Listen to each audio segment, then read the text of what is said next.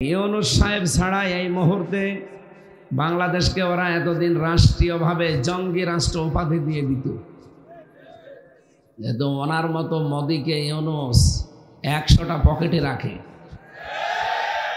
মোদিজির যে মর্যাদা বিশ্বের দরবারে, ইউনূসের মর্যাদা তার চাইতে কম না। গতকালকেও গেছে ট্রাম্প, ডোনাল্ড ট্রাম্পের কাছে মোদিজি, পরশুদিনও গেছে। আল্লাহ নিজে মনে হয় সাহায্য করছে। দেখেন, এ গেছে এখান থেকে এই 20 ঘন্টা 22 ঘন্টা জার্নি করে ট্রাম্পের কাছে বাংলাদেশ সম্পর্কে কিছু জানাবে, হাসিনা সম্পর্কে কিছু বলবে। আর ঠিক সেই মুহূর্তে ডক্টর মোহাম্মদ ইউনূস আন্তর্জাতিক মিডিয়াগুলো নিয়ে ওই দিনই আয়নাঘর পরিদর্শন করেছে। দেশীয় না, আন্তর্জাতিক মিডিয়া নিয়ে গেছে। এরপরে ওই দিন মানবাধিকার সংস্থা এবং জাতিসংঘ রিপোর্ট পেশ করবে সেই দিনই। মানে এমন এমন কাজ ওখানেও যারা করছে, এখানে ওই কাজের মুখ বন্ধ করার জন্য। আমরা এই যে এক জায়গায় বসে আছি, এত মানুষ কোরআন শুনতে পাচ্ছি, জমার দিন হাজার হাজার মানুষ মসজিদ থেকে বের হয়। এগুলো আন্তর্জাতিক মিডিয়া যারা আছে ইসলামের শত্রু, এরা ছবি তুলে ট্রাম্পের কাছে পাঠিয়ে দেয় যে এই দেখে, ওরা তো দাড়ি টুপি মানুষ দেখলে ভয় পায়। জানে তো না যে ওরা কোরআন শুনছে বা নামাজ পড়ে আসছে। ও মনে করে যে না, এখানে কিছু হচ্ছে, এই ভয়তে আতঙ্কিত হয়ে যায়। আর এগুলো করে সব উগ্রপন্থী হিন্দু কিছু আছে, তারা কোটি কোটি ডলার খরচ করে এই কাজগুলো করছে। যেহেতু বিজয় দিয়েছেন এই দেশে, আমার বিশ্বাস ছাত্র জনতা শুধু না, আল্লাহ নিজের দয়ায়। হাত্তা ইদা ফারিহু বিমা উতু আখাযনাহুম বাগতাতা। আল্লাহ বলেন, তারা যখন আমার দানকৃত বস্তু পেয়ে তারা যখন আনন্দে আত্মহারা, আখাযনাহুম বাগতাতান। এখানে ফাইল সরাসরি আল্লাহ নিজে, এখানে কর্তাকে আল্লাহ বলেন আমি নিজে ধরলাম। তখন আকস্মিক ভাবে, এমন ভাবে ধরেছি যে 5 মিনিট সময় চেয়েছিল, তাও আল্লাহ দেয়নি। ফাইদা হুম মোবিলিসন, তারা হতাশ হয়ে গেছে, নিরাশ হয়ে পড়েছে। সুতরাং এই যে বিজয়টা এসেছে, এটা শুধু বাংলাদেশের ছাত্র জনতার মাধ্যমে না, সরাসরি আল্লাহর মদদে। আপনারা আজকে সকালবেলা দেখেছেন 257টা রাষ্ট্র আছে দুনিয়ায়। কয়টা? আন্তর্জাতিক সংস্থাগুলো আজকে রিপোর্ট দিয়েছে সকালে। খোঁজ খবর রাখেন পৃথিবীর, তারা রিপোর্ট লাগিয়েছে তামাম দুনিয়ায় 257 জন মানুষ রাষ্ট্র পরিচালনা করে। তার ভেতরে সবচাইতে নিকৃষ্ট শাসক হাসিনা। নামটা শুনে কেমন যেন লাগলো। 2 নম্বরের তালিকায় এসেছে সিরিয়ার প্রেসিডেন্ট ছিল সাবেক বাশার আল আসাদ। এদের মতো নিকৃষ্ট মানুষ দুনিয়ায় আর নেই। এটা মানুষের তৈরি করা তালিকা করা। এখানেই যদি এরা নিকৃষ্টে 1 আর 2 যায়, আল্লাহর তালিকায় এরা আরো মনে হয় উপরে থাকবে। কারণ যারা জালেম, এদের বিরুদ্ধে আল্লাহ নিজে মামলা দায়ের করবে। কোরআনে কারিমের সূরা শূরা 42 নম্বর আয়াতের প্রথম অংশ আপনি দেখবেন, ইন্নামাস সাবিলু আলাল্লাযিনা ইয়াজলিমুনান নাস। আল্লাহ এখানে ইয়াজলিমুন আল মুসলিমুনা দেয়নি, আল্লাহ দিয়েছেন ইয়াজলিমুনান নাস। নাস মানে মানুষ। হিন্দু মানুষ না, খ্রিস্টান মানুষ না। হ্যাঁ, তারা আল্লাহকে মানে না, এটা ঠিক আছে, কিন্তু তারা মানুষ। ওয়ালাকাদ কাররামনা বানি আদম, আমি বনি আদম সন্তানকে সবচাইতে বেশি সম্মান দিয়েছি। বানি আদম বলার আগে আল্লাহ 2টা শব্দ দিলেন, ওয়ালাকাদ, ওয়া একটা, লাম একটা, কদ একটা। কত বড় গুরুত্ব শব্দ, গুরুত্বপূর্ণ বিষয় এগুলো। আল্লাহ গ্যারান্টি দিয়ে বলছেন অবশ্যই অবশ্যই, কাররাম না, আমি নিজে। জামা মোতাকাল্লিম এটা। আল্লাহ বলেন আমি নিজে সম্মান দিয়েছি বানি আদম, বনি আদমকে।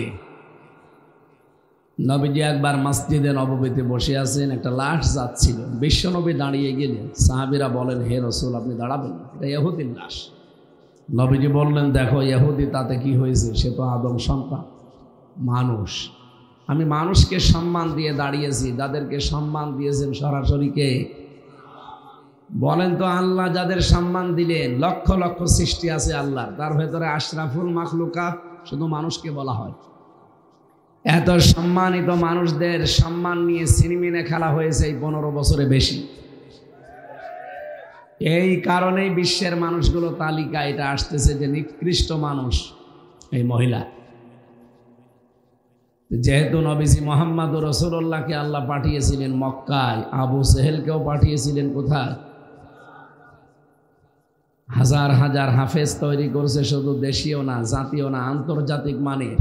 পৃথিবীর 257টা রাষ্ট্র পেছনে ফেলে যারা বাংলাদেশের সম্মান বয়ে আনে তাদের উস্তাজ, আমারও উস্তাজ, সম্মানিত উস্তাজ কি নাম স্যারের? হাফেজ মাওলানা আব্দুল কাইয়ুম মোল্লা, আতালাল্লাহু উমরাহু ওয়া বারাকাল্লাহু ফি হায়াতি। বলেন আমিন। মঞ্চে বসা যাদের মাধ্যমে এসেছি, আপনাদের এলাকার সন্তান বিশিষ্ট ব্যবসায়ী বড় ভাই জনাব মাসুম, দামাত বারকাতুহুমুল আলিয়া, সামনে বসা মুসলমান ভাইরা, পর্দার আড়ালের সম্মানিতা মা এবং বোনেরা, মেয়েরা এসেছে, প্রশাসনের ভাইরা, প্রাণ প্রিয় কুমিল্লাবাসী। আসলে ডাক্তারগুলো বলছিল রাত 10টার পরে আপনার জেগে থাকবেন না। 1-2 নম্বরে এই 2-3 দিন একটু মুখে টেপ মেরে রাখেন, কথা বলা যাবে না। কণ্ঠের যে স্তরগুলো আছে ওগুলো ফুলে গেছে, কারণ ভেতরের খাবার ভালো ছিল না। 3টা বছর ওরা ফাঁসির কন্ডেম সেলের ভেতরে আর রিমান্ডে, বিশেষ করে ওই যে আয়না ঘরে।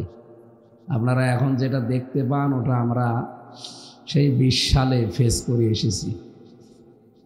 ওরা টর্চারের জন্য এমন এমন ভয়ঙ্কর জায়গা বানিয়েছে, এই যে এরকম চেয়ারে বসিয়ে দেয়। এখন যে চেয়ার দেখতে পাচ্ছেন এটা ইলেকট্রিক শর্ট দেয় কারেন্টের। আর আমি যে চেয়ারে দেখেছিলাম ওই চেয়ারে এভাবে বসিয়ে ক্লিপ দিয়ে এইটি দেয়, হাত আর পা আর মাথাটা। এটা সুইচে টিপ দেন, 1 মিনিটে আপনি 120 বার ঘুরবেন। চোরকি যেভাবে ঘরে না, 1 মিনিট পরে মনে হবে 2-3টা দুনিয়া দেখতে পাচ্ছি। আপনার এই মাথার ভেতরে তো আল্লাহ কিছু জিনিস দিয়েছেন যেগুলো বেশি নড়াচড়া করলে এগুলো আউলিয়ে যায়। তার ভেতরে ফ্রন্টাল লব, অক্সিপিটাল লব, প্যারাইটাল লব, মোটর কর্টেক্স, সেন্সরি কর্টেক্স, এরকম প্রায় 70টা উপরে জিনিস দেওয়া আছে এখানে। এটা যত ঝাঁকি হবে তত ওই বিষয়গুলো। মগজ দেখেননি আপনি? মাথা এখন এই খাপড়ি খোলেন, দেখেন মগজ বের হবে। এর ভেতরে সূক্ষ্ম সূক্ষ্ম তার দেওয়া আছে। বিজ্ঞান প্রমাণ করেছে এই তারগুলো যদি কারো একটা অকেজে হয়ে যায় তাহলে মানুষটা পাগল হয়ে যাবে। আল্লাহ রাব্বুল আলামিন বড় ইঞ্জিনিয়ার। যত ইঞ্জিনিয়ার দুনিয়ায় আছে সবচাইতে বড় কে? আল্লাহ। ইঞ্জিনিয়ারদের মাথায় ইঞ্জিনিয়ারিং বুদ্ধি দিয়েছেন, তিনি নিজে আমাদেরকে হাতে করে বানিয়েছেন।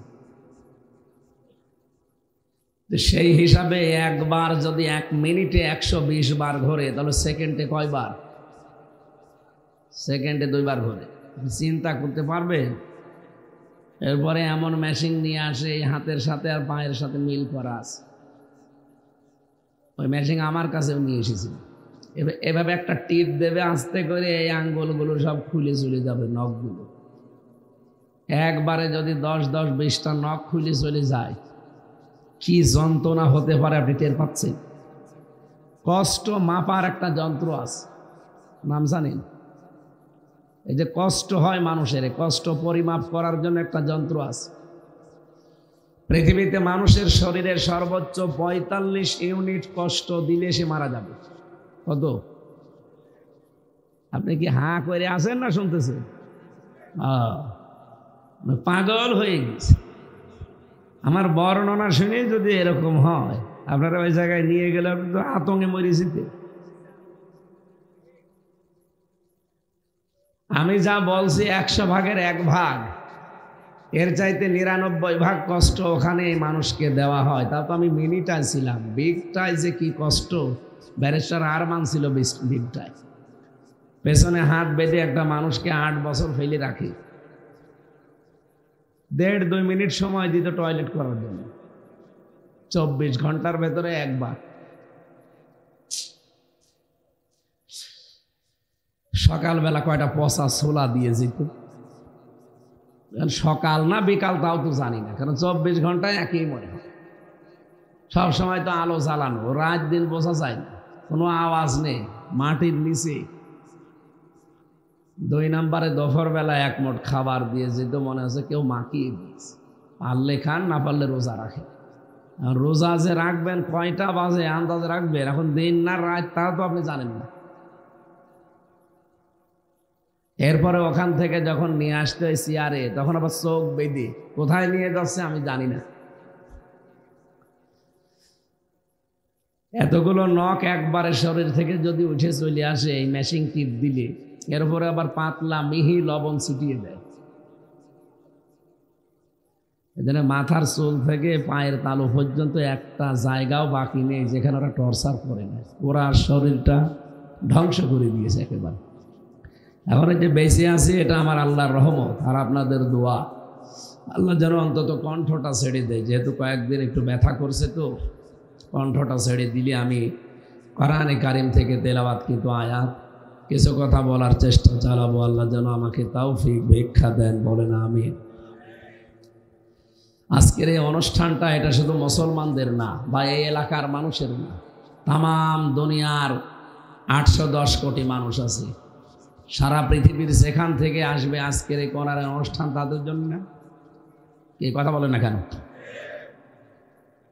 আমরা অনেকে হিন্দু ভাইদের কিছু ভোট পাওয়ার জন্য নিজের ইমান পর্যন্ত বিক্রি করে দেয়। কি বলি? ধর্ম যার যার, উৎসব সবার। এই কথাটা কোরআনের সাথে সাংঘর্ষিক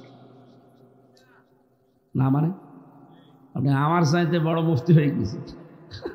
আমার নামের আগে মুফতি লেখা দেখতে হচ্ছে না, সরকারি সার্টিফিকেট। এটা ভালো করে খেয়াল করেন। ধর্ম যার যার, উৎসব সবার, এ কথা বলা জায়েজ নেই। কেন? লাকুম দীনুকুম ওয়ালিয়া দীন, এই আয়াত অনুযায়ী আল্লাহ রাব্বুল আলামিন জানিয়েছেন যার যার ধর্ম তার তার উৎসব।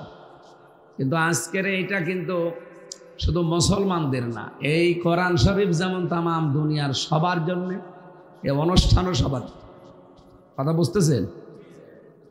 আল্লাহ রাব্বুল আলামিন জানিয়েছেন হাদা বায়ানুল লিন্নাস, এ কোরআন মানুষের জন্য। বর্ণনা দিয়েছি আমি এর ভেতরে। লাম শব্দটা আরবি গ্রামার অনুযায়ী 19টা অর্থে আসে। কয়টা? বালাগাত মান্তেক যারা পড়ায় বা পড়ে দেখবেন এখানে 13 নাম্বার একটা কায়দা আছে। লাম ব্যবহার করা হয় জীবিত মানুষদের জন্য। দুঃখজনক হলেও সত্য, আমাদের দেশে জীবিত মানুষকে কোরআন শোনানো, কোরআন বোঝানো বড় কঠিন হয়ে গিয়েছিল। 14 জায়গায় পারমিশনের ব্যবস্থা করতো জালেমরা, অত জায়গায় কেউ যেন না যায় আর কোরআনের অনুষ্ঠানও যেন না দেয়। উদ্দেশ্য ছিল তাদের এইটা। এক লোক বউকে নাকি খুব পিটাইতো। ওর বউ একদিন বলছে, তুমি যেভাবে পিটাও আমাকে রাখবা না, যে কিলের ওজন দেখে টের পাও। সরাসরি বলে না যে কোরআনের অনুষ্ঠান চলবে না এ দেশে, কিন্তু কোরআন যেন বন্ধ হয় এরকম বহু পায় তারা করেছিল। আর এগুলো করেছিল সব দাদাদের হুকুম মতো। ইদা জা নাসরুল্লাহি ওয়াল ফাত, যখন আল্লাহর সাহায্য আসবে তখন আপনি বিজয় দেখতে পাবেন। আল্লাহর বিজয়ের নমুনা, চিহ্ন, সিমটম 9টা। কয়টা? বলেন বলেন। এর প্রথম নাম্বারে আল্লাহ পরের আয়াতে দিয়েছেন, অরাআইতান নাসা ইয়াদখুলুনা ফি দীনিল্লাহি আফওয়াজা। হে নবী, আল্লাহর সাহায্য আসলে বিজয় আসবে। বিজয়ের প্রথম নাম্বারে সিমটম হচ্ছে আপনি দেখতে পাবেন দলে দলে, পালে পালে মানুষ ইসলামে প্রবেশ করছে। আপনি দেখতে পাচ্ছেন না আগস্টের 5 তারিখের পর থেকে অবস্থান কি? আগস্টের 5 তারিখের আগে জরিপ দেখেছেন, ইন্টারন্যাশনাল জরিপগুলো। এদেশের মানুষ 100 জনের মাত্র 15 জন মানুষ বলতো যে আমরা এদেশে ইসলামী রাষ্ট্র চাই। কয়জন? মাত্র 100 জনের 15 জন। জানুয়ারির 1 তারিখের রিপোর্ট দেখেছেন, এদেশে 100 জনের 58 জন মানুষ চাইছিল যে এদেশে ইসলাম কায়েম হোক। গত পরশু দিনের রিপোর্টটা, এই যে 12 তারিখের, আজকে হচ্ছে 14 তারিখ, 12 তারিখে বেরিয়েছে এদেশের 100 জনের 66 জন মানুষ এখন চাচ্ছে ইসলাম কায়েম হোক। আপনি আর কিছুদিন যেতে দেন, মাত্র 6 মাস কয়দিন হয়েছে, আর 6 মাস যেতে দেন, দেশের যা অবস্থা, 100 জনের 100 জন মানুষ বলবে আমরা এদেশে ইসলাম কায়েম হতে চাই। কারাগারে আমার 3টা বছর আল্লামা মামুনুল হক সাহেবের সাথে আমি ছিলাম এক জায়গায়। 3টা বছরে তাহাজ্জুদের নামাজে আমাদের এই দোয়া ছিল, আল্লাহ মরণের আগে অন্তত চর্ম চোখে যেন দেখতে পারি কোরআনে কারিম দিয়ে বাংলাদেশটা চলছে। যেহেতু মাজলুম ছিলাম, এরপরে তাহাজ্জুদের নামাজ আর আর্তনাদ নিয়ে মনের আবেগ নিয়ে বলেছিলাম, আমি আশা করি মাজলুমের দোয়া যেহেতু ফেরত দেয় না আল্লাহ, আমাদের দোয়া কবুল হয়েছে এবং সামনেও হবে। চর্ম চোখে আল্লাহ আমাদের দেখাবে বাংলার 56,000 বর্গ মাইল আল্লাহর এই কালাম দিয়ে চলছে ইনশাআল্লাহ। এটা আমরা দেখতে চাই না। এটা যদি কারো কাছে রাজনীতি মনে হয়, হ্যাঁ এটাই রাজনীতি। এটা যদি কারো কাছে ধর্ম ব্যবসা মনে হয়, হ্যাঁ এটাই ধর্ম ব্যবসা। পৃথিবীর প্রতিটি নবীকে আল্লাহ পাঠিয়েছিলেন ওই জামানার বিধানগুলো কায়েম করার জন্য। আমাদের নবীকেও আল্লাহ একই বিধান দিয়েছেন, শারআ লাকুম মিনাদ-দীন মা ওয়াসা বিহি নূহা। এই আয়াতের শেষের দিকে আছে আনাকিমুদ্দিন ওয়ালা তাতাফাররাকু ফি, দিন কায়েম করো, এ বিষয়ে কোনো মতপার্থক্য করা যাবে না। আপনার ইবাদত বন্দেগীতে হালকা পাতলা কোনো সমস্যা থাকলে ফতোয়াবাজি করেন, কিন্তু দিন কায়েম করা লাগবে এ বিষয়ে কোনো মতপার্থক্য, কোনো ফতোয়াবাজি কেউ করবেন না। এজন্য বাংলাদেশে এখন সব ইসলামী দলগুলো এক হয়ে এতদিন পরে হলেও বুঝেছে। মাওলানা মামুনুল হক 3টা বছরই আমার মনে হয় প্রত্যেক দিন আমাকে এই কথা বলতো, হামজা কি ভাবতাম বাইরে, আরে ভেতরে অবস্থা কি। বাইরে ভাবতাম জ্বরে আমিন নিয়ে, আসতে আমিন নিয়ে, আকিদা নিয়ে আমরা মারামারি করি, আর ভেতরে জালেমরা সব আমাদের এক জায়গায় রেখে দিয়েছে। যদি আল্লাহ কোনোদিন বের করে জীবনে আসল টার্গেট এইটা, যেরকম সব এক জায়গায় করবে। এই জন্য সামনে কিন্তু এখন একটা উদ্দেশ্য চলছে, বাংলাদেশে যারা অন্তত নামাজ আদায় করে, আল্লাহ একজন আছে, রাসূল আমাদের নেতা, এই বিশ্বাসে যারা বিশ্বাসী, অন্য যারা আছে তাদের বাদ দিলাম। যারা আল্লাহ একজন আছে, রাসূল আমাদের নেতা, রাসূল শুধু না, রাসূল কি আমাদের নেতা, বলেন রাসূল কি, এই বিশ্বাসে যারা বিশ্বাসী তাদের সবার একটা ভোটের বাক্স যাবে সামনে। আপনি টের পাচ্ছেন কিছু বাস্তবতা? আন্তর্জাতিক যে রাজনীতিগুলো চলছে দেশটা নিয়ে, এটা ওভারটেক করব আমরা ইনশাল্লাহ আমাদের ঈমান দিয়ে। মোদিকে বহু বুঝিয়েছে, মোদি ওখান থেকে বুঝিয়েছে ট্রাম্পকে, কিছুই হচ্ছে না, কারণ সিদ্ধান্ত আসবে কোথা থেকে। আর আজকে যে রাত আপনারা জানেন, ফিহা ইফরাকু কুল্লু আমরিন হাকিম, আল্লাহ বলেন আজকের এই রাতে গুরুত্বপূর্ণ সিদ্ধান্ত নেওয়া হবে। সুতরাং বাংলাদেশ সম্পর্কে আল্লাহ যেন এমন সিদ্ধান্ত আজকে রাতে নেয়, সামনে যেন কোরআনে কারিম কায়েম হয়ে গেছে, এটা আমরা দেখতে পাই। যেহেতু অন্তত 12টা দল ইসলামী, এগুলো সব প্রায় এক হয়ে গেছে, যাদের সাথে মিল মহাব্বত এতদিন ছিল না, আল্লাহ যেন নিজে তৈরি করে দিয়েছে। কি দেখতে পাচ্ছেন না? হেফাজত, খেলাফত, চরমনায়, জামাত সব এখন এক হয়ে ইসলামের একটা বাক্স সামনে যাবে। আর আমার বিশ্বাস যেহেতু 66 জন হয়ে গেছে, আর কিছুদিন যাক, 100 জনের 100 জন বলে আমরা চাই ইসলাম, খালি বাক্স যেতে দেরি, কোরআন সংসদে যেতে দেরি হবে না। ওয়াল্লা ইউসিবানা ইল্লা মা কাতাবাল্লাহু লানা হুয়া মাওলানা ওয়া আলাল্লাহি ফালিয়াতাওয়াক্কালিল মুমিনুন। সূরা তাওবার ভেতরে এসেছে, আল্লাহ বলেন নবী আপনি বলুন লা ইউসিবানা, লাং তাকিদ, এটা মসারের আগে যদি লান আসে বাংলা অর্থ দাঁড়ায় জীবনেও হবে না। আল্লাহ বলছেন নিজে গ্যারান্টি দিয়ে, কখনো সম্ভব না, কোন আযাব গজব নাজিল হয় না যতক্ষণ পর্যন্ত আমার আল্লাহ ওইটা লিখে না রাখেন। যেহেতু আজকে লিখার দিন, আপনারা জানেন না আজকে কোন রাত? আমাদের এই দেশে আমরা শবে বরাত বলে চালিয়ে দেই না, এটা লাইলাতুন নিসফে মিন শাবান। এই রাতে ভাগ্য রজনী যদিও বলা হয়, পৃথিবীর সৃষ্টির দিকে আমার আল্লাহ একটা বিশেষ নজর আজকে দেবেন। এটা বাইহাকী শরীফের হাদিস, হযরতে ইকরামা রাদিয়াল্লাহু তাআলা আনহু থেকে বর্ণিত। তিনি বলেন আজকে রাতে আল্লাহ নিজে বিশেষ একটা নজর তার এই সৃষ্টি জগতের উপরে দেবেন। প্রথম আসমানে এসে তিনি ডাকতে থাকবেন, কার অপরাধ আছে আমার কাছে বলো, আমি মাফ করে দেব। কার অভাব আছে আমার কাছে বলো, আমি আল্লাহ তোমাদের অভাব দূর করে দেব। আল্লাহুল গনিয়্যু ওয়া আনতুমুল ফুকারা, কারণ পৃথিবীর সব গরিব ফকির, আর আমি আল্লাহ একমাত্র ধনী। জোরে বলুন সুবহানাল্লাহ। সুতরাং সব কিছু যে উনি দেওয়ার জন্য প্রথম আসমানে অলরেডি চলে এসেছেন, মাগরিবের পরে এসেছেন, একেবারে ফজরের আযান পর্যন্ত তিনি থাকবেন। আজকের রাতে আমাদের কিছু করণীয়, কিছু বর্জনীয় আছে। এই কথাগুলো আজকে কোরআন থেকে, হাদিস থেকে বলা হবে ইনশাআল্লাহ। গতানুগতিক যেগুলো শুনি আমরা, এটা না, আমি চিন্তা ভাবনা করে গবেষণা করে যেগুলো পেয়েছি, সবে বরাতের 22টা নাম পেয়েছি।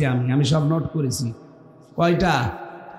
22টা নাম আছে সবে বরাতে। আমি তাফসির থেকে যেগুলো পেয়েছি একটু মিলান তো। সবে বরাতের যে নামগুলো আছে, আমরা এই অঞ্চলে বাংলাদেশ, ভারত, পাকিস্তানে আমরা বেশিরভাগ মানুষ জানি এটা সবে বরাত নামে, কিন্তু তাফসিরের ভাষায়, হাদিসের ভাষায় এখানে সবে বরাত নামে কোনো নাম নেই। সবে বরাতের অসংখ্য নাম আমরা যেগুলো নিজেরা বানিয়ে নিয়েছি বাংলাদেশে, ভারতে আর পাকিস্তানে। আমি বিশ্বের যে সমস্ত দেশ ঘুরেছি, ওই দেশগুলোতে এইগুলো পালন নেই, ওগুলো অন্য কিছু পালন করে। তারা গুরুত্ব দেয় সবে কদরটাকে। এর যে নামগুলোর তাৎপর্য, এর বিশ্লেষণের ভেতরে আমি ফুটিয়ে তুলতে পেরেছি। তার ভেতরে 1 নম্বরে নাম নিয়েছি লাইলাতুন নিসফে মিন শাবান, মধ্য শাবানের রাত। 2 নম্বরে লাইলাতুল বারাত, মুক্তির রাত। 3 নম্বরে লাইলাতুল মুবারাকা, বরকতময় রাত। 4 নম্বরে লাইলাতুল রহমা, অনুগ্রহের রাত। 5 নম্বরে লাইলাতুল কিসমা, বন্টনের রাত। আজকে বন্টন করা হবে আপনার হায়াত এবং আপনার রিজিক। সুতরাং এমন কিছু কাজ আজকে রাতের ভেতরে করা দরকার। আমার কাজকর্ম, অ্যাক্টিভিটিস দেখে যেন আল্লাহ আমার হায়াতটা আর রিজিকটা আজকে পুরা পরিবর্তন করে দেয়। শুধু হালিয়া রুটি খাওয়ার জন্য রাত না, কথা বুঝতেছেন? এরপরে পেয়েছি লাইলাতুল তাকফির, কাফফারার রাত। এরপরে লাইলাতুল ইজাবা, দোয়া কবুলের রাত। এরপরে লাইলাতুল সাক, সনদের রাত। লাইলাতুল জারিয়া, পুরস্কারের রাত বা জাযা। এরপরে লাইলাতুল কদর, ভাগ্য রজনী। লাইলাতুল ঈদিল মালাইকা, ফেরেশতাদের ঈদের রাত। এরকম 22টা পেয়েছি তাফসিরের ভাষায়, হাদিসের ভাষায়। সবে বরাত নামে একটাও পেলাম না। এটা আমাদের বাংলা, এই দেশে আমরা বানিয়েছি, যদিও এটা ফার্সি শব্দ। সব মানে রজনী, বারাত মানে কপাল, ভাগ্য। ভাগ্য রজনী যেহেতু একটা ইঙ্গিত পেয়েছি যে এই রাতে লিখা হবে আল্লাহর পক্ষ থেকে কিছু জিনিসপত্র, সিদ্ধান্ত আসবে। আমরিন হাকিম, গুরুত্বপূর্ণ কিছু বিষয়ের। বাংলাদেশেও কিন্তু গুরুত্বপূর্ণ কিছু বিষয়ের সিদ্ধান্ত হতে যাচ্ছে। এ দেশটা তো আর আমরা হাতে নিয়ে চালাচ্ছি না। 1628 জন মানুষকে এখানে নিয়োগ দেওয়া আছে। কয়জন? আপনি কোনো খবর রাখেন দেশে? বসো। আল্লাহ রাব্বুল আলামিন জানিয়েছেন, ইন্না আনজালনাহু ফি লাইলাতিন মুবারাকাহ ইন্না কুন্না মুনজিরিন। অবশ্যই আমার এই কোরআন আমি নাজিল করেছি একটা বরকতময় রাতে। আর ইন্না কুন্না মুনজিরিন, এর ভেতরে এমন কিছু আছে যার সতর্ককারী আমি আল্লাহ নিজেই। এর ভেতরে 500টা সতর্ক বার্তা আছে। আজকে হয়তো অতগুলো না দিলেও 4-5টা সতর্ক বার্তা আমরা এখান থেকে দিতে পারবো। আজকে রাতের জন্য যেটা দরকার, এই সতর্ক বার্তা আজকের তেলাওয়াতকৃত আয়াত থেকে আমরা নিয়ে যেতে চাই ইনশাআল্লাহ। ফিহা ইফরাকু কুল্লু আমরিন হাকিম। গুরুত্বপূর্ণ রজনীতে এমন এমন কিছু সিদ্ধান্ত আমি আল্লাহ নিয়ে নেব যেটা এর আগে নেওয়া হয়নি। সুতরাং আমরিন হাকিমের ব্যাখ্যায় ফি জিলালিল কোরআন সাইয়্যিদ কুতুব রহমতুল্লাহ আলাইহি লিখেছেন, আল্লাহর এই সিদ্ধান্তগুলো যদি আমাদের ইবাদত বন্দেগী দেখে আল্লাহ পাল্টিয়ে ফেলতে পারেন, কারণ কিছু জিনিসে মানুষের এই কপাল পাল্টিয়ে যায়। তার ভেতরে 1 নম্বরে দোয়া। কি বললাম? দোয়ারত অবস্থায় যদি আপনাকে আল্লাহ দেখে, সালামুন হিয়া হাত্তা তানাজ্জালু আলাইহিমুল মালাইকা, ফেরেশতা নাজিল হবে আজকে 1-2 জন না, মালাইকা বহু বছর, লক্ষ লক্ষ ফেরেশতারা এখানে আসবে সন্ধ্যা থেকে একেবারে ফজর পর্যন্ত। হিয়া হাত্তা মাতলাইল ফাজরি। যদিও সাবে কদর সম্পর্কে অনেক মুফাসসির নিয়ে গেছে, কোন কোন তাফসিরে আমি শাবে কদর না, এই শাবে বরাত যেটা বলি এইটার দিকেও ইঙ্গিত পেয়েছি। সুতরাং ফজর পর্যন্ত আল্লাহর এই বিষয়টা যেহেতু রহমত বরকত দিয়ে আজকে ঢাকা থাকবে, আর ওনার একটা বিশেষ নজর এই দিকে আজকে আছে। আমাদের এখন কি করা লাগবে আজকের রজনীতে? 1 নম্বরে দোয়া। কি বললাম? মাহফিল যারা দেয় তারা আসলে ব্যস্ত থাকে, তো এই জন্য তারা শুনতে পারে না। অন্তত এখন যেহেতু আর কোনো কাজ কাম নেই, আছে আর কাজ? যারাই দায়িত্বে আছেন, যারা এসেছেন কিছু শোনার জন্য, একটু বসেন, আমরা কিছু তথ্য আজকে থেকে বের করবো এখান থেকে। এই যে এতদিন পর্যন্ত শবে বরাত, লাইলাতুন নিসফে মিন শাবান পালন হচ্ছে হালুয়া রুটি দিয়ে, আর শুধু এই মসজিদ ওই মসজিদ ওই মসজিদ ঘোরাঘুরি করে না, এটার জন্য আসে না। আমরা যেগুলো নিয়ে এসেছি, আল্লাহ রসুল যেগুলো দিতে চেয়েছে, একটু খেয়াল করে শুনবেন, এই ওঠাউঠি করবেন না তো। এমনি আপনার সারাদিন বসে আছে, আমি জানতে পারছি ঝামেলা হচ্ছে, জানি শেষে দিয়েছেন আমারই।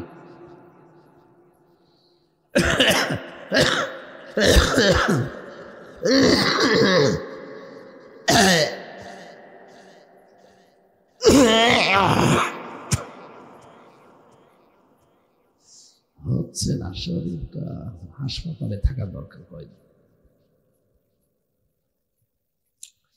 কুমিল্লাবাসী, আজকের ফজর পর্যন্ত আমাদের প্রথম কাজ হবে দোয়া পড়া। দোয়া হাত তুলে করেন, আর হাত ছেড়ে দিয়ে হাতকে চলতে ফিরতে করতে পারেন, কোনো অসুবিধা নেই। দোয়ার ভেতরে সর্বপ্রথম দোয়া থাকবে আপনার গুনাহ মাফের দোয়া। এই জন্য পড়বেন আস্তাগফিরুল্লাহ ওয়া আতুবু ইলাই। এদিকে তাকান, আজকে এখন থেকে আরম্ভ করে দেন। যেহেতু এখন আমরা একটা ইবাদতে আছি, এই ইবাদতটা শেষ হলেই যতক্ষণ আপনার শরীরে কোলায়, আপনি এই আমলটার ভেতরে থাকবেন আস্তাগফিরুল্লাহ ওয়া আতুবু ইলাই। যদি পুরাটা পড়তে পারেন তো ভালো। আস্তাগফিরুল্লাহ আল্লাযী লা ইলাহা ইল্লা হুয়াল হাইয়ুল কাইয়্যুম ওয়া আতুবু ইলাইহি লা হাওলা ওয়ালা কুওয়াতা ইল্লা বিল্লাহিল আলিয়্যিল আযীম। পুরাটা এটা একেবারে কিছু না পারলে মুখে জারি রাখবেন রাতের বেলা আস্তাগফিরুল্লাহ। একটা ভালো আমল শিখিয়ে দিলাম। এইটা যেহেতু ইবাদত চলছে, এটা শেষ হয়ে যাওয়ার পরে বাড়ি যেয়ে যখন ঘুমাবেন রাত 11টা 12টায়, ঘুমানোর সময় বালিশে মাথা দিয়ে এটা পড়তে পড়তে যাবেন আস্তাগফিরুল্লাহ আস্তাগফিরুল্লাহ।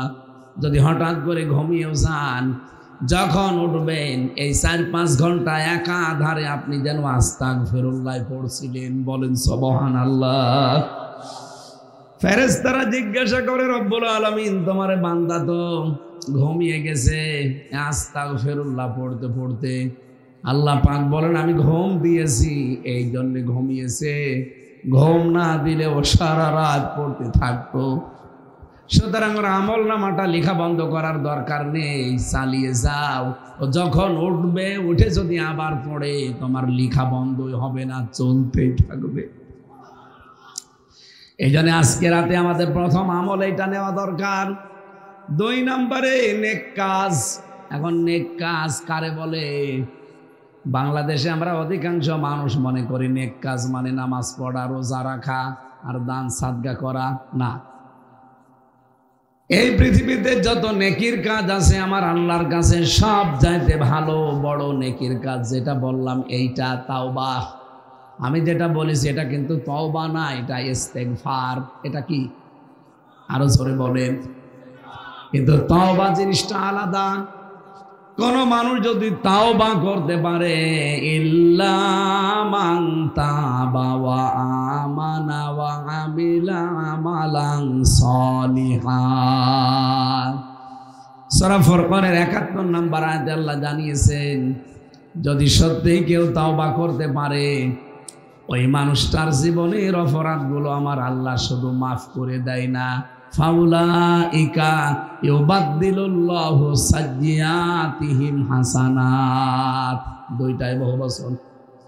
এখানে যারা আলেম আছে, ফাউলাইকা ইসমে ইশারা দিয়ে আল্লাহ যেন জানাতে চেয়েছেন, এই যে কুমিল্লার এই তিতাসের এই তালুক পাড়া এই জগৎপুরে যারা বসে বসে আল্লাহর কোরআন শুনছে, এই মানুষগুলো আল্লাহ যেন কুদরতের হাতের আঙ্গুল এভাবে দিয়ে বলছে, এই মানুষগুলো কি, এই মানুষগুলো কি ইউবাদদিলুল্লাহ বাদদালা ইউবাদদিলু, এটা মোজারে, বর্তমান ভবিষ্যৎ, প্রেজেন্ট ফিউচার। এই মানুষগুলোর আমি আল্লাহ বদল করে দিচ্ছি, ভবিষ্যৎও দেব। কি বদল করব? সাজ্জিয়াতিহিম, তাদের সাজ্জিয়াত অপরাধগুলো, হাসানাত, এটাও বহু বচন, নেকি দিয়ে। সুতরাং আজকের এই অনুষ্ঠানে এসে আমাদের ভুল হয়নি, লসও হয়নি, যদি তাওবার নিয়তে বসতে পারি। জীবনের অপরাধগুলো মাস্ট বি আল্লাহ আজকে ক্ষমা করে দেবে, এবং ওই জায়গাটা আল্লাহ ফাঁকা রাখবে না। তাওবা করলে ওই জায়গা আল্লাহ পাল্টিয়ে দেয় নেকি দিয়ে। আপনি আস্তাগফিরুল্লাহ যতবার পড়বেন, যতবার আস্তাগফিরুল্লাহ পড়বেন, আল্লাহ পাক আপনার উপরে খুশি প্রকাশ করবে যে হ্যাঁ আমি খুশি। কিন্তু ইস্তেগফার না, কেউ যদি তাওবা করতে চায়, ওই মানুষগুলোর প্রতি আল্লাহ শুধু খুশি হয়ে যায় না, ওর পেছনের অপরাধগুলো আল্লাহর একটাও রাখেন না। কোনো অপরাধ যদি কেটে দেয়, ওই জায়গাতে কিন্তু আমার আল্লাহরও কিছু বসায়, সেটা হচ্ছে নেকি। কুমিল্লার তিতাস থানায় গিয়ে দেখেন, এই দেশে যারা অপরাধী তাদের তালিকা করা আছে, চার্ট দেওয়া আছে। আপনি যদি ওই মামলা থেকে অব্যাহতি পান, ওই খাতায় যে নাম লেখা আছে অপরাধীর খাতায়, আপনার নাম কিন্তু কেটে বাদ দেবে না, থাকবে। আপনি আবার অপরাধ করবেন, আবার নতুন করে খাতায় নাম উঠবে থানায়। এলাকায় যারা অপরাধী তাদের দেখেন তালিকা করা আছে থানার ওই খাতায়, এবং মোস্ট ওয়ান্টেড যারা বড় বড় আসামি তাদের দেখবেন বড় বড় ছবি দিয়ে দেওয়ালের সাথে টাঙানো আছে। কে কথা বোঝেন? আপনি অপরাধ করে মামলা দিয়েছে, মামলা থেকে অব্যাহতি নিয়েছেন, আপনি মনে করছেন আপনার নাম কাটা যাবে না, নামটা থেকেই যাবে। আপনি আবার অপরাধ করবেন, আবার আর একটা খাতায় নাম উঠবে। আল্লাহ বলেন, কোন মানুষ যদি অপরাধ করে জীবনে তওবা করতে পারে, ওর পেছনের অপরাধগুলো শুধু আমি আল্লাহ কেটে দেব না, ওই জায়গাটা পুরা নেকি দিয়ে পাল্টিয়ে দেব। এই জন্য আমাদের আজকের রাত প্রথম কাজ হচ্ছে তাওবা ইস্তেগফার। দুইটা এখন করা লাগবে। এক নম্বরে যেহেতু আমরা ইস্তেগফার মুখে সবসময় রাখছি, তাওবাটা এবার কি? অপরাধ আমাদের জীবনে কম বেশি নেই তা না, আছে। নবীজি বলেন, হযরতে ইকরামা থেকে বর্ণিত, বিশ্ব নবী জানিয়েছেন আজকের এই রাতে বনি কিলাব গোত্রের যত বকরি আছে, ছাগল আছে, এদের শরীরে যে পশম আছে, এই পশম পরিমাণ গোনা নিয়েও যদি কেউ আল্লাহর কাছে হাত তোলে, আল্লাহ তারে মাফ করে দেবে। কিন্তু দুইটা অপরাধ যাদের ভেতরে আছে, এই দুই অপরাধে অপরাধী মানুষকে আল্লাহ আজকেও মাফ করবে না। দেখেন তো আপনার ভেতরে আছে কিনা, শুনতেছেন? এক নম্বরে নবীজি বলেন, যারা মুশরিক, যারা শিরিক করে, তাদেরকে আল্লাহ আজকে এই সবে বরাতেও মাফ করবে না, সবে কদরও মাফ করবে না। দুই নম্বরে যারা বিদ্বেষ পোষণকারী, যারা হিংসুক, এই দুইটা গুণ বাংলাদেশের সবচাইতে বেশি। মুশরিকের বর্ণনা আমি করছি, শিরিক যারা করে তারা মুশরিক। শিরিক কারে বলে? তাফসীরের ভাষায় আমি শিরিক পেয়েছি প্রধানত 4 প্রকার: শিরিক বিজাত, শিরিক বিসিফাত, শিরিক বিল ইখতিয়ারা, শিরিক বিল হুকুক। এটা আবার ভাগ ভাগ শ্রেণী বিন্যাস করে মুফাসসিরুন ইকরাম 120 প্রকার বানিয়েছেন। শিরিক এত বড় অপরাধ, আমার আল্লাহ এত রাগ করেন। আজকের এই ময়দান থেকে বাড়িতে এসে যদি দেখেন আপনার স্ত্রীর কাছে পাশের বাড়ির একজন শুয়ে আছে, ভালো রাখবে আপনার? আপনি যেভাবে তার পিটিয়ে মেরে ফেলবেন। আল্লাহ পাক বলেন, শিরিক যদি কোনো বান্দা আমার সাথে করে, তার উপরে আমার এরকম রাগ হয়ে যায়, আমার মনে হয় ওরে আমি আছাড় দেই। হুনাফা লিল্লাহি মুশরিকিনা, এই আয়াতের তাফসীর পড়তে গিয়ে দেখেছি যারা শিরিক করে তাদেরকে যেন পাখি ছো মেরে নিয়ে যায়, ওই আকাশ থেকে আবার ওখান থেকে নিক্ষেপ করে ফেলে দেয়, মহাশূন্যের ভেতরে যেন ঘুরতে থাকে। বাংলার মুসলমানের রেকর্ড হচ্ছে। এই জন্য জোর দিয়ে বলছি, শিরিক যদি করে থাকেন, আজকের যত গুরুত্বপূর্ণ রাত হোক সবাই মাপ পেয়ে যাচ্ছে, আপনি কিন্তু মাপ পাবেন না। সুতরাং শিরিক আছে কিনা এটা আমাদের এখনই জানা দরকার। যেহেতু বরকতের রাত শুরু হয়ে গেছে, আমার এখনই ভাগ্য রজনী আল্লাহ লিখা আরম্ভ করে দেবে, কিন্তু মুশরিক হলে তো আমার ভাগ্য আল্লাহ লিখবে না, আমার ভাগ্যে যা আছে ওইটার উপরে আল্লাহ ছেড়ে দেবে। এই হাদিসের দ্বিতীয় ব্যাখ্যায় পেয়েছি, যারা হিংসক বিদ্বেষ পোষণ করে নবীজি বলেন আল্লাহ তাদেরকে ওই অবস্থার উপরেই ছেড়ে যাবে। তারপর আপনি মুশরিক থাকবেন, আপনি বিদ্বেষ পোষণকারী হিংসা পোষণকারী হবেন, আপনার কপালে আর কোনো পরিবর্তন নেই। এই জন্য এক্ষুনি সিদ্ধান্ত পাল্টান, এক্ষুনি সিদ্ধান্ত পাল্টান, যেন আমার আল্লাহ এমন কিছু সিদ্ধান্ত আমার ব্যাপারে নিতে পারে। তাহলে প্রথমটা কি বললাম, আরো জোরে বলেন। শিরিক আমাদের ভেতরে যদি থাকে আমরা কিন্তু তাহলে মুশরিক, কারণ শিরিক যে করবে তাকে বলা হয় মুশরিক, আর মুশরিকদের জন্য আল্লাহর জান্নাত হারাম। এই কথা বলছেন এখানে, ইন্নাহু মান ইউশরিক বিল্লাহি ফাকাদ হারামাল্লাহু আলাইহিল জান্নাহ ওয়া মাওয়াহুন নার ওয়া মা লিয-যালিমিনা মিন আনসার। সূরা মায়েদা 6 নম্বর পারা 19 নম্বর পৃষ্ঠায় আছে, কোন মানুষ যদি এই পৃথিবীতে শিরিক করে ওই লোকটার জন্য আল্লাহ জাহান্নাম স্থায়ী ঠিকানা বানিয়ে দেয়, আবাসস্থল, আর জান্নাত তার জন্য হারাম করে দেয়। তার জন্য কোনো সাহায্যকারী আল্লাহ রাখে না। ও বাংলার মুসলমানেরা, এবার দেখি আমরা শিরিক করি কিনা। এদিকে তাকান। এক নম্বরে শিরিকের যে সামারাইজ করা অর্থ পেয়েছি, এক কথায় জবাব। এক কথায় 120 প্রকার বলতে গেলে আপনি টিকবেন এখানে, কখন বাড়ি চলে যাবেন। আর 120 প্রকার এখন কমপক্ষে 1 মিনিট করে হলো 120 ঘন্টা 120 মিনিট লাগবে। এত কথা আছে শিন র আর কাপের ভেতরে। আমি এক কথায় সব মিলে জবাব দিচ্ছি। এই এদিকে তাকান। শিরিকের এক কথায় জবাব হচ্ছে, আল্লাহ যেটা পারে ওইটা অন্য কেউ পারে, এই বিশ্বাস করার নাম শিরিক। এবার বলেন তো, বাংলাদেশে আছে না নেই? সন্তান দিতে পারে কে? এটা অন্য কেউ পারে, এ বিশ্বাস অনেকের নেই। কত মানুষ দেখে বিভিন্ন দরবারে যায়, পীরের কাছে যায়, মাজারে যায়, এমনকি আমার কাছেও আসে, বলো হুজুর আপেল পুড়িয়ে দিন। আপেল পড়ে কি করব? সেদিন বগুড়াতে একজন এসেছিল, এসে বলছে যে আপেল আর তেল পুড়িয়ে দিন। আমি কি দিয়ে পড়বো? কোরআনে কারিমের সূরা ফাতিহা ছাড়া আর কি আছে? কি কথা বলেন না কেন? আমি সূরা ফাতিহা পড়া আরম্ভ করলাম, কিছুক্ষণ পরে বলছো হুজুর এমন ভাবে আপেল পড়বেন যেন ছেলে হয়। মনে হচ্ছে আমি ছেলে নিয়ে বসে আছি, আমি শুধু ফো দিয়ে দেবো। কি বিশ্বাস নিয়ে আসে বাংলাদেশের মানুষ দেখলে। আমি বললাম আপেল পোড়া নিয়ে যান, আমি আপেল পড়তে পারবো না। আপেল পড়ে যদি ছেলে হইতো তো আমার 3টে মই হইতো না। পরপর আমার আল্লাহ 3 মেয়ে দিয়েছে, কত আপেল পড়ে খাওয়াতাম ম্যাডাম রে।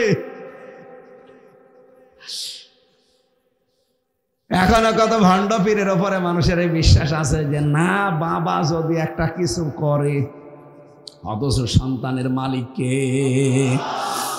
লিল্লাহি মুলকুস সামাওয়াতি ওয়াল আরদ ইয়াখলুকু মা ইয়াশা ইয়াহাবু লিমান ইয়াশাউ ইনাসা ওয়া ইয়াহাবু লিমান ইয়াশাউয-যুকুর।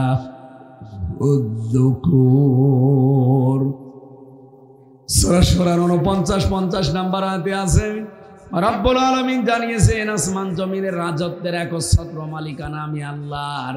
আমি যা ইচ্ছা তাই তৈরি করি, কাউকে মেয়ে দেই, কাউকে ছেলে দেই। এই বিশ্বাসটা আজকে পাল্টাতে হবে। যে আওয়াজ যত দূর যাচ্ছে, রেকর্ডও যাচ্ছে, এখন লাইভ চলছে, তামাম দুনিয়া চলছে। যারা শুনতে পাচ্ছেন, সন্তান কেউ দিতে পারে না। যদি দিতে পারতো তাহলে ইব্রাহিম নবী 86 বছর বয়সে একটা সন্তান পেয়েছিলেন। কত? অনেকে 2 বছর 5 বছরে হাল ছেড়ে দেয়। অথচ ৮৬ বছর পর্যন্ত তিনি দোয়া করেছিলেন রব্বি হাবলি মিনাস সালিহিন, হে আল্লাহ আমাকে নেককার সন্তান দাও।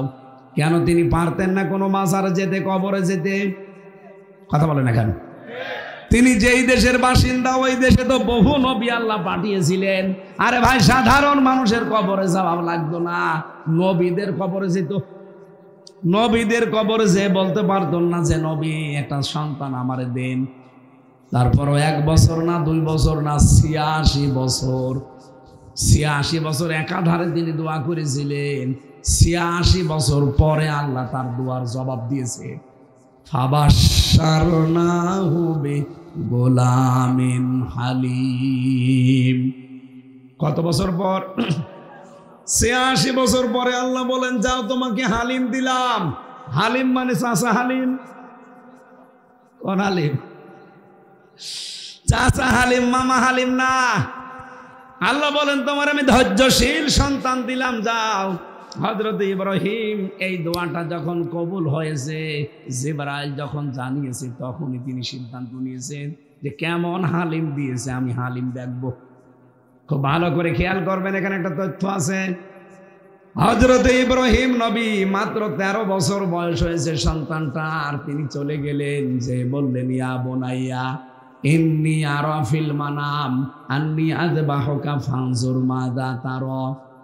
আমি স্বপ্নে দেখলাম তোমাকে জবাই করছে, এখন তুমি বলো তোমার রায় কি? অকুমিল্লাবাসী বিধানটা পালন করবে কার? উনি যে স্বপ্ন দেখেছিলেন, নবীদের স্বপ্ন কিন্তু ওহি। নবীদের স্বপ্ন কি? উনি নিজে স্বপ্ন দেখলেন আল্লাহর বিধান এইটা উনি পালন করবেন। কোন কারণে সন্তানের অনুমতি চাওয়া লাগবে বলেন? খেয়াল করবেন, এখানে একটা শিক্ষা বললাম আছে। কেন সন্তানের অনুমতি নেওয়া লাগবে? আর সন্তান কি খুব বড়? মাত্র 13 বছর, কি বোঝে? তিনি চিন্তা করলেন, আমি যেহেতু ৮৬ বছর একাধারে দোয়া করেছি যে রব্বি হাবলি মিনাস সালিহিন, হে আল্লাহ আমাকে নেককার সন্তান দান করো। অনেক মানুষ আমরা কিন্তু এই দোয়া করি না। এই দোয়ার মানে জানেন? এক ইমাম সাহেব এই দোয়া করতো একাধারে প্রতিদিন, নামাজে গেলেই শুধু বলে রব্বি হাবলি মিনাস সালিহিন। এক মুসল্লি একদিন বলছে, হুজুর সারা জীবন দেখলাম শুধু একই দোয়া পড়েন, আর দোয়া জানেন না। জানি। তো এ দোয়া পড়েন কি? এ দোয়ার মানে কি বলেন? ইমাম সাহেব বলছে, দোয়ার মানে আমি জানি না। এ দোয়ার অর্থ জানেন না, দোয়া পড়ে যাচ্ছেন। এই যুবক বলছে, ঠিক আছে আমি একজনকে জিজ্ঞাসা করবো। এক ভালো আলেমের কাছে গিয়ে বলছে, আমাদের ইমাম সাহেব সারা জীবনে একই দোয়া পড়ে, কিন্তু দোয়ার অর্থ কি উনি জানে না। এ দোয়ার অর্থ কি? আলেম বলছে, এটা দোয়া না, এটা কোরআনের আয়াত। সূরা সাফফাতের ৯৯ নাম্বার আয়াতে আছে, হে আল্লাহ তুমি আমাকে একটা নেককার সন্তান দান করো। ও মনে করছে এই যুবক, ইমাম সাহেবের বাড়ি সে কোথায়, কোন জেলায় এসেছে আমাদের এখানে এত বছর, এমন হয় ছেলে মেয়ে হয় না। যে বলছে, হুজুর দোয়ার অর্থ তো আপনি জানেন না, আপনার ছেলে মেয়ে কয়টা? বলছে 11টা। 11টা ছেলে মেয়ে, এরপরও আপনি দোয়া পড়ে যান, আপনার লজ্জা আছে কেন? আপনি তো দোয়ার অর্থ জানেন না। আমি এই দোয়ার অর্থ জেনে এসেছি। এ দোয়ার অর্থ হচ্ছে, আল্লাহ তুমি আমাকে নেককার সন্তান দান করো। 11টা হয়ে গেছে, এরপরও আপনার দোয়া থামে না, আপনি কি দেশ ভরি ফেলবেন? ইমাম সাহেব বলছে, বাবাজি এ দোয়ার মানে এই, আমি যদি আগে জানতাম তো 11 বছর আগে বাদ দিতাম। আমি তো আর জানি না, আমি পড়িয়েই যাই, আল্লাহ দিয়েই যায়। হযরত ইব্রাহিম তো এরকম না। চিন্তা করলেন, আমি দোয়া করেছি ৮৬ বছর ধরে, উনি যে হালিম দিলেন আমাকে, গোলামিন হালিম, কেমন হালিম দিয়েছে আমি আজকে পরীক্ষা করব। এই জন্য তিনি অনুমতি চাইতে গেছে সন্তানের কাছে। এই ভালো করে খেয়াল করেন, উনি কিন্তু অনুমতি নেওয়ার মানুষ না, কারণ উনি আল্লাহর হুকুম পেলেই কোনো প্রশ্ন করেছেন কোনোদিন? কোরআনে ওনার জীবনী সম্পর্কে আমি 50টা পরীক্ষা পেয়েছি, একটা পরীক্ষায়ও জীবনে তিনি ফেল করেননি। এই জন্য আল্লাহ তাকে খুশি হয়ে বলেছিলেন, ক্বালা ইন্নী জাইলুকা লিন্নাসি ইমামা, তোমাকে আমি মানব জাতির ইমাম বানিয়ে দিলাম, নেতা বানিয়ে দিলাম। পরীক্ষা করতে করতে যখন খাঁটি হয়ে গেছে তখন আল্লাহ এই আয়াতটা তারে দিয়েছেন যে তোমাকে আমি মানব জাতির ইমাম বানিয়ে দিলাম, নেতা। সেই লোকটা আজকে জিজ্ঞাসা করছে যে সন্তান আমি তোমাকে দেখলাম জবাই করছি, তোমার রায় বলো, কেন আল্লাহর বিধান পালন হবে এখানে ছেলের কাছে জিজ্ঞাসা করা লাগবে কেন? যতগুলো তাফসীর আমি মিলিয়েছি আয়াতের সাথে মুফাসসিরিন ইকরাম একটা তথ্য বের করেছেন, আর এইটা বলার জন্য আমি বাংলাদেশটা সামনে নিয়েছি। ভালো করে মিলাবেন কিন্তু ভাই, খালি শুনতে আসা না, এখান থেকে কিছু নিয়ে যাওয়া লাগবে। শুনতেছেন কারা কারা দেখি হাত তোলেন তো। আমি এবার প্রশ্ন করব, হাত তোলা না, হাত নামা। প্রশ্ন করব, এরপরে যদিও জবাব দিতে না পারেন আপনার হাত তোলাচ্ছে দাঁড়ান। হযরত ইব্রাহিম বলেন আমি যে দুয়ার ফসল পেলাম গোলামিন হালিম, আমার হালিম আমি আজকে দেখবো এটা চাচা হালিম না মামা হালিম। সঙ্গে সঙ্গে হযরত ইসমাইল বললেন ইয়া আবাতি ফাআল মা তুমার সাতাজিদুনি ইনশাআল্লাহু মিনাস সাবিরিন। হে বাবা, আপনি যা আদিষ্ট হয়েছেন আপনার আদেশ পালন করেন। আপনাকে আমি গ্যারান্টি দিতে পারি আপনি আমাকে ধৈর্যশীলদের মধ্যে পাবেন। শব্দের দিকে খেয়াল করেন তো, তিনি সবের বলতে পারতেন যে আমার মতো ধৈর্যশীল আর কেউ নেই, কারণ ৮৬ বছর বয়সে আমি আমার সন্তান, আমি আমার বাবার সন্তান হিসাবে এসেছি। এরপরে জন্মের পরে আমার মরুভূমিতে রেখে গেছে বাবা, ১৩ বছর পরে আজকে এসেছে জবাই দেওয়ার জন্য। আমাদের মতো ছেলে মেয়ে হলে বলতাম তুমি বাবা নাকি আজরাইল। ১৩ বছর কোনো খোঁজ নেই, খবর নেই। আমারে আর আমার মাকে রেখে গেলেন মরুভূমির ভেতরে, ওই এক টোপলা খাবার দেওয়ার এক ঢোক পানি দিয়ে কয়দিন চলে ওইটাই। আর ১৩ বছর পরে আজকে এসেছেন সন্তানের দাবি নিয়ে জবাই করবেন। কিসের বাবা আপনি? আপনি দৌড় দিতেন। অথচ ইসমাইল বলেছে রব্বুল আলামিন সাতাজিদুনি, সিন শব্দটা ব্যবহার করা হয় আরবি গ্রামার অনুযায়ী সিন, সাউফা, কদ, লাম ১৩টা অক্ষর আছে। কোন সেন্টেন্সের আগে যদি একটা আসে অর্থ হয় অতি তাড়াতাড়ি। উনি জানালেন অতি তাড়াতাড়ি আপনাকে আমার আল্লাহ দেখাবে, হে আমার বাবা, হে আমার পিতা, ইনশাআল্লাহ, যদি আল্লাহ চাই। মিনাস সাবির বলেননি সাবিরিন, আমার মতো ধৈর্যশীল আরো আছে দুনিয়ায়, আমি একা না। কারণ আমি একা ধৈর্যশীল এটা বললে অহংকার চলে আসতে পারে। কথা বলেন না কেন? অতটুকু কি হালিম আল্লাহ দিলেন দেখেন, ১৩ বছর বয়সে নিজেকে অহংকার মুক্ত করার জন্য সাবিরিন দিলেন। আর আমাদের কিছু পেলে অহংকারের ঠেলায় পানিতে মা পড়ে না। এই যে ১৫ বছর যারা চালিয়েছে অহংকার ছিল না? কথা বলেন, একটা জায়গা দেখাতে পারবেন যে অহংকার মুক্ত ছিল? কি হনুরে হনুমান হয়ে গেছে। আমি তো বহু জায়গায় ওদের সাথে মিশে দেখেছি, ওদের যে আচরণ, মানুষের আচরণ পাল্টিয়ে গিয়েছিল। যে যে চেয়ারে পেয়েছে ওই চেয়ারেই মনে করছে এইটাই আমার আসল। অথচ চেয়ারের পায়া কন্ট্রোল করে কে? আরো জোরে বলেন। পৃথিবীর কোন চেয়ার কারোর জন্য স্থায়ী না। ডক্টর মোহাম্মদ ইউনূসের চেয়ারও স্থায়ী না, ডোনাল্ড ট্রাম্পের চেয়ারও স্থায়ী না। এক কথা বলে না কেন? একটা চেয়ার শুধু স্থায়ী, হাসিনার চেয়ার। ও তো উল্টিয়ে গেছে। একটা চেয়ার স্থায়ী, যেটা হচ্ছে আমার আল্লাহর আরশের যে চেয়ার আছে। ওয়াসিআত কুরসিয়্যুহুস সামাওয়াতি ওয়াল আরদ, আল্লাহর যে আরশ আছে, কুরসি আছে, চেয়ার আছে, ওই চেয়ারটা যা আছে কিয়ামত পর্যন্ত ওইভাবে থাকবে। এই জন্য আল্লাহ জানাতে চেয়েছেন পৃথিবীর কোন চেয়ার যেহেতু স্থায়ী না, চেয়ারে বসলেই লাভ দেওয়া যাবে না। কথা বলে না কেন? চেয়ার মানে যে চেয়ার, পৃথিবীর কোন চেয়ারই কারোর জন্য স্থায়ী না। এই জন্য চেয়ারে বসলেই চেয়ার একটা কথা স্মরণ করিয়ে দেয় যে হামজা বেশিক্ষণ না, খুব বেশি হলেও ঘন্টা খানিক। আমার আগে যিনি বসেছিলেন মাওলানা হোসাইন, তাকেও বলেছিল আধা ঘন্টা। এর আগে যিনি বসেছিলেন মাওলানা মোশতাক আহমেদ না মোশতাক ফয়েজি, ওনারে মনে হয় বলেছিল যে 1.5 ঘন্টা। যেই বসেছে সেই জোহরের পর থেকে একটাকেও চেয়ার স্থায়ীভাবে বসতে দেয়নি। আমারেও রাখবে না, কিছুক্ষণ পরে বলবেন আমিন।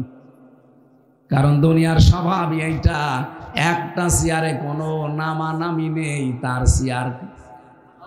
আরো জোরে বলেন। এই জন্য আমরা যারা চেয়ারে বসবো আমরা যেন আরো নরম হয়ে যায়। এতটুকু সন্তান যদি নিজেকে অহংকার মুক্ত করার জন্য সবের না বলে সবিরিন বলে, তা আমরা কোথায় আছি? হযরত ইব্রাহিম আল্লাহর বিধান এবার পালন করবেন, ইসমাইলও আল্লাহর বিধান পালন করতে সাহায্য করবেন। দুইজনে রাজি হয়ে গেছে। আল্লাহ পাক বলেন ওই সময় ডাক দিলাম, ফালাম্মা আসলামা ওয়া তাল্লাহু লিল জাবিন। এখানে আলেম না এগুলো? আসলামা দিবসন। আল্লাহ বলেন দুইজনে যখন এগ্রি হয়ে গেছে, রাজি, ইব্রাহিম জবাই করার জন্য রাজি, ইসমাইল জীবন দেওয়ার জন্য রাজি, তখন আল্লাহর বিধান কিন্তু কায়েম হয়েছে। কথা বলেন না কেন? এখন ইব্রাহিম যদি বলতেন আমি জবাই করব, ইসমাইল নবী যদি বলতেন না আমি জবাই হব না, বলেন তো আল্লাহর বিধান কায়েম হতো? আরো জোরে বলেন। বাংলার মুসলমানেরা, সামনে কিন্তু সময় আসতেছে। আর আজকে যেহেতু ভাগ্য রজনী লেখা হবে, এই জন্য আল্লাহ আজকের এই গুরুত্বপূর্ণ রজনীতে এমন সিদ্ধান্ত তিনি যেন বাংলাদেশ সম্পর্কে লেখে, আমরা এই দেশে যারা দায়িত্ব সামনে পাবে তাদেরকে ইব্রাহিমের মতো দেখতে চাই। 18 কোটি জনগণ আমরা ইসমাইলের ভূমিকায় যেতে চাই। আল্লাহর বিধান সামনে যখন যেটা আসবে, এর ভেতরে যেহেতু 500টা সিদ্ধান্ত আছে। কয়টা? এই কোরআনে আল্লাহর 500 সিদ্ধান্তের কথা আছে, যে আমাদের জীবন সম্পর্কে আল্লাহ ইবাদত বন্দেগী দেখে হয়তো লিখবে। তাহলে আমাদের দায়িত্বে যারা আসবে সামনে 1628 জন মানুষ আসবে। কত? 350 এমপি, 64 জেলার 64টা ডিসি, এরপর 64 জেলার এসপি, এএসপি, টিওনো, ওসি, সচিব আছে। সব মিলে আপনি হিসাব করে দেখবেন 1628 জন হয়। এই 1628 জন মানুষকে এমন সিদ্ধান্ত আজকে আমার আল্লাহ যেন নিয়ে নেয়, তারা যেন ইব্রাহিমের ভূমিকা পালন করতে পারে। আমরা 18 কোটি জনগণ সামনে আমরা ইসমাইলের মতো আমাদের জীবন পর্যন্ত দেওয়ার সিদ্ধান্ত নিয়ে নেব। কারণ আমার জীবন কি হবে যদি আল্লাহর বিধান কায়েম না হয়? কথা বলেন না কেন? সত্যি যদি আমরা এই দুই অভিভাবক আর সন্তানের মতো আচরণ সামনে আল্লাহকে দেখাতে পারি, আল্লাহর কসম আজকে রাতের পরে এই সিদ্ধান্ত বাংলাদেশ সম্পর্কে পাল্টিয়ে যাবে।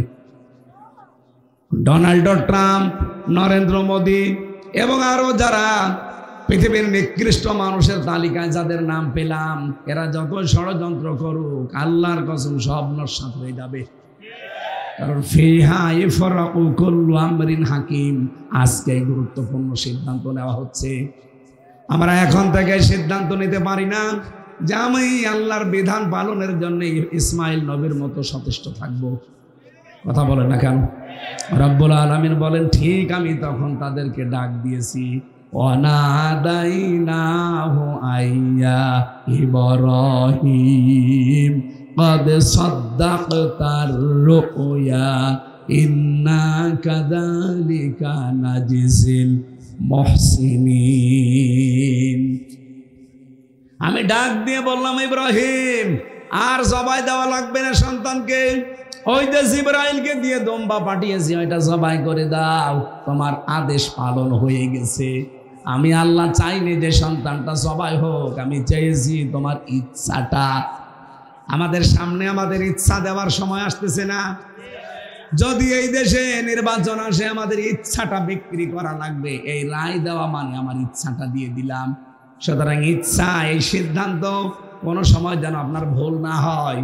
অনেক কিন্তু বসে আছে জালেমরা ওৎপেতে, মুনাফিকরা ওৎপেতে, কারো কাছে কোনো সিদ্ধান্ত বিক্রি করা যাবে না। আমার রায়, আমার সিদ্ধান্ত বিক্রি হবে আমার আল্লাহর আদেশে। এটা আজ অনেকে বুঝে ফেলেছে, এই জন্য বলে এটা রাজনীতি, এটা দুনিয়ার কাজ, এটা ধর্ম ব্যবসা। তোমারে ভোট দিলে ওইটা হয় ইবাদত, আর আমারে দিলে রাজনীতি হয়। অত পাগল আর নেই আমরা। আমাদের ব্যবহার করা 54 বছর অনেকেই ক্ষমতার চেয়ারে বসে আমাদেরকে জেল খাটিয়েছে। এখানে সিদ্ধান্ত আমরা অলরেডি নিয়ে ফেলেছি, আমাদের কেউ সিঁড়ি হিসাবে ব্যবহার করে আমাদের উপরে আর অত্যাচার করতে পারবে না। এদেশের মুসলমানদেরকে জঙ্গি বানান আপনি বাইরের দেশের কাছে। কই 6 মাস 8-9 দিন হয়ে গেল, কই এই 6 মাস 8 দিনে এই দেশে তো একটাও জঙ্গি নাটক হয়নি। কারণ যে জঙ্গি নাটক লিখবে সে পালিয়েছে, আর যারা সাজাবে তারা তো পলাতক। এ বাংলাদেশে জঙ্গি নাটকই লিখতো হাসিনা, আর এটা বাস্তবায়ন করতো কাউন্টার টেররিজমের ওই মনিরুল আর আসাদুজ্জামান। আরে ভাই, আমার নিজের চোখে দেখা, আমি নিজে দেখেছি। ওরা নিজেরা আমার ধরে নিজে বলছিল কিসের জঙ্গি, জঙ্গি এই দেশে পাবো কোথায়? জঙ্গি আছে সিরিয়ায়, জঙ্গি আছে আমার পাকিস্তানে, বাংলাদেশে জঙ্গিগিরি করবে কোথায়? জায়গা কই? তাদের তো পালিয়ে থাকা লাগবে, সে জায়গা কই? যে 3টা জেলা আছে, রাঙ্গামাটি, খাগড়াছড়ি, পার্বতীপুর, বান্দরবন, ওখানে লুকিয়ে থাকবেন। ওখানে যে ষড়যন্ত্র এখন হচ্ছে, লুকিয়ে থাকবেন কি করে? ওর ভেতরে ভেতরে এখন চালিয়ে দিয়েছে আর এক ঝামেলা। আন্তর্জাতিক যে সমস্যাগুলো এখন চলছে, সামনে যদি আমরা এক হতে পারি, মোকাবেলা করা সম্ভব। সত্যি মোকাবেলা করা সম্ভব, শুধু ঐক্যবদ্ধ থাকা লাগবে। আরে ভাই, ছোটখাটো বিষয় ভুলে যান। জালেমরা যদি আবার আসে, জয়নুল আবদিন ফারুককে যেভাবে কুকুরের মতো পিটিয়েছিল, আবার পিটানি খাবে। মির্জা আব্বাসের বাড়িতে তছনছ করে ফেলেছিল এই কুমিল্লার সন্তান, উনি পিটিয়ে শেষ করে ফেলবে আবার। বাস্তবতা কিছু বোঝেন আপনি? এই জন্য কোনো উস্কানিতে কারো পা দেওয়া যাবে না, কারো ষড়যন্ত্রের ফাঁদে যাওয়া যাবে না। যত ষড়যন্ত্র করবে, আজকে আমরা এমন দোয়া করব, আল্লাহ যেন আজকে সিদ্ধান্ত নিয়ে ওদের ষড়যন্ত্রের জাল ছিন্ন ভিন্ন করে ফেলে। সব এক হয়ে সামনে আমাদের রায় সিদ্ধান্ত এমন জায়গায় দেব যেন চর্মচোখে কোরআন সংসদে গেছে দেখতে পারি। আমরা যদি দায়িত্বশীল আর জনগণগুলো এক হয়ে যায়, ইব্রাহিম আর ইসমাইলের ভূমিকায়, আল্লাহর কসম, আল্লাহর সিদ্ধান্ত আল্লাহ আজকে দেখাবে। যেহেতু সবে বরাত, আজকে সিদ্ধান্ত নেওয়ার রাত, আজকে সিদ্ধান্ত নেওয়ার রাত না, আল্লাহ সিদ্ধান্ত নেবেই। আর আমরা আশা করছি আল্লাহ ভালো সিদ্ধান্ত নেবে। সন্তান দিতে পারে একচ্ছত্র মালিকানা কার বললাম?